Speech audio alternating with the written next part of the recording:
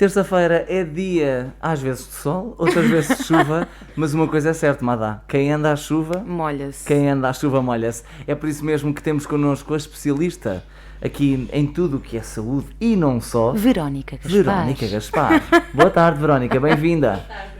Olha, não esquecer do microfone, Verónica. É verdade. E da câmara, que desta vez sei que estou a ser filmada. Exatamente. Verónica, nós na semana passada apresentámos com uma série de valências um percurso inegável no que diz respeito à saúde, mas não podemos esquecer que, para além de tudo e mais alguma coisa, ainda tens um curso de virologia clínica, certo? É verdade. E é isso que hoje vens trazer aqui, é um tema relacionado com isso. Afinal, o que é que nos vens falar hoje? Bom, vamos aqui tentar desmistificar a infecção do Covid e, portanto, tentar transmitir às pessoas o risco que elas assumem quando não utilizam as máscaras para se protegerem. Então, não quero mais recordar. Exatamente. Vamos começar pelo princípio, até porque é giro não só falar deste tema, como é útil e é prático e é absolutamente indispensável numa altura destas. Vamos começar pelo óbvio.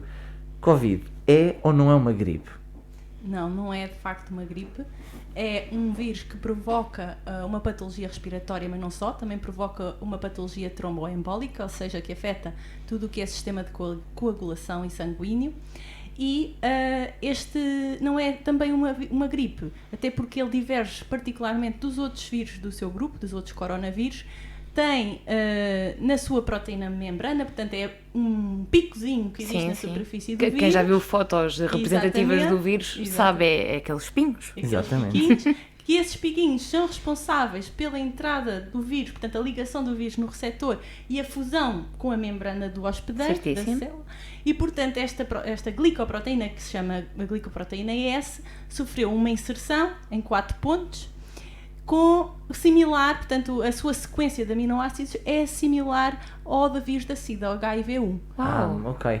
Uau, quer dizer, não é um bom mal. Não é um bom mal. Mas realmente é interessante, nós percebemos que quando ouvimos na televisão uma mutação do vírus aqui, uma mutação do vírus ali, não é de facto uma doença que seja basilar, não é? Vai alterando com o tempo, geograficamente também, não é? Tem aqui várias alterações. Quanto mais hospedeiros tiver, e sobretudo se esses hospedeiros tiverem outras doenças, como por exemplo o próprio HIV e outros vírus em circulação, corremos o risco de novas mutações e até mesmo haver, tal como a VIH, dada a sua instabilidade, haver a dificuldade de encontrar vacinas fixas que nos permitam controlar a patologia. Ora bem, por isso é que é tão importante continuarmos a usar máscara, a termos todas as medidas de segurança, até porque há pessoas que podem desenvolver esta infecção e serem assintomáticas, há muita gente, e depois há outras que podem ter uma reação muito má à doença e eventualmente levar à morte. Sim, é um facto, inclusivamente há um estudo muito interessante feito num campus universitário que detectou os superportadores. E estes superportadores são pessoas completamente assintomáticas que chegam a ter cargas virais de pessoas hospitalizadas em estado grave, cerca de 6 trilhões de partículas víricas por mililitro de saliva. Uau! Para nós termos aliás, até são informações que muitas vezes não passam, não é? Não passam. Agora, eu estava aqui a pensar, porque realmente nós temos falado muito de Covid, não é? E às vezes, ao falarmos tanto e ouvirmos falar tanto, acabamos por erradamente banalizar uma situação que não deve ser banalizada. Mas eu pergunto-me desde o primeiro dia, que é, fala-se nesta questão da imunização do grupo, O facto de sermos vacinados vai imunizar-nos em comunidade ou não? Bom, eu acho que esse termo nunca devia ser utilizado, acho que dá uma falsa sensação de segurança. Boa.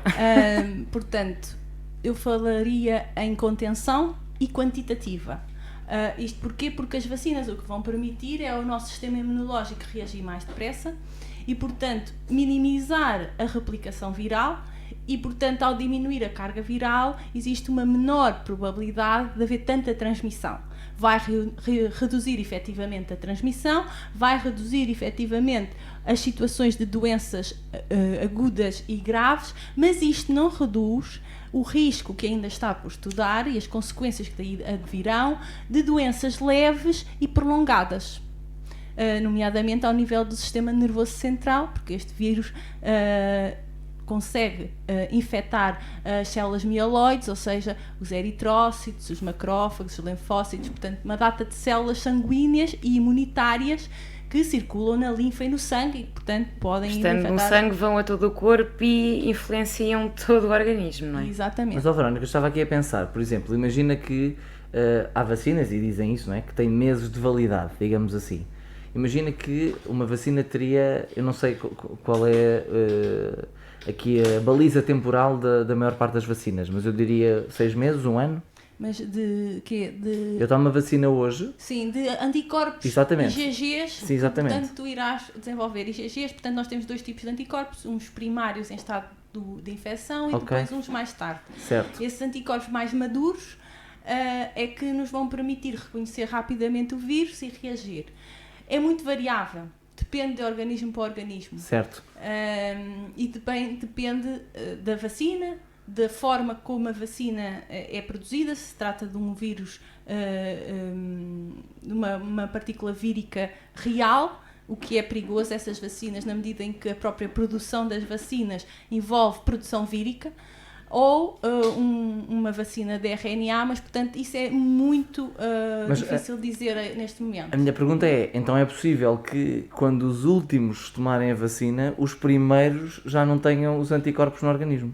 É muito provável que nós venhamos a ter um terceiro pico em outubro, até para as pessoas que já levaram a vacina, já não estão protegidas. Não digas isso, Verónica. Mas é isso que eu estava a pensar, não é? Se nós pensarmos bem, Sim. não é? Se nós pensarmos bem temporalmente, há pessoas que foram vacinadas em janeiro. É assim, Nós vamos quase praticamente a meio do CEO ano. da Pfizer já vai dizer que é muito provável que as pessoas precisem tomar uma terceira dose. Exato, Para exatamente. completar assim a... Eu até, infelizmente, temo que com as variantes que estão a surgir, portanto, neste momento temos 5 variantes bastante mais virulentas e bastante mais agressivas, com mutações significativas, até ponderando-se que possa haver evasão imunológica, que é uma situação muito mais grave, que estas mutações contínuas que estão a acontecer obriguem a uma alteração contínua também das vacinas e, portanto, que isto se torne uma situação de vacinação também contínua. Sim.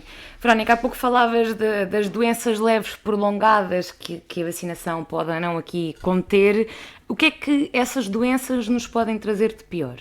Ou seja, quais são as consequências dessas doenças? Portanto, o vírus provoca a libertação de substâncias químicas que normalmente utilizamos para nos defender dos agentes patogénicos, são as citoquinas, são altamente inflamatórias e, portanto, elas podem desencadear reações autoimunes, ou seja, o nosso organismo começa a atacar as nossas próprias estruturas.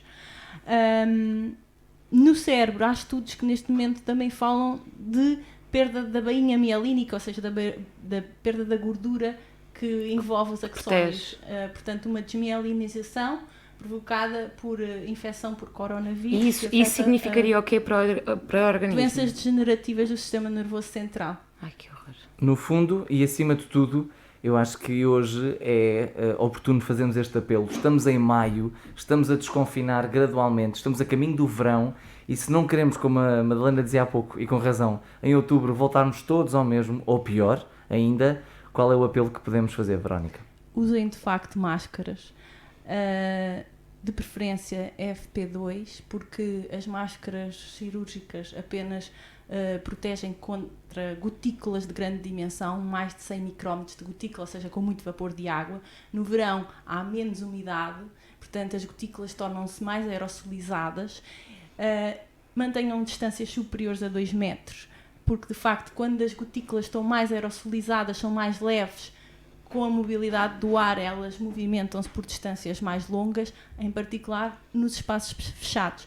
Em relação aos espaços fechados, eu penso que sempre deve-se dar primazia às atividades, restaurantes, exercício físico. Tudo o que seja no ar livre. Tudo o que seja ao ar livre, sim. Fica dada a dica, até porque, Verónica, quem anda à chuva... Molha-se muito. Muito obrigado pela... Até para a semana, Verónica. Verónica. Um beijinho, obrigada.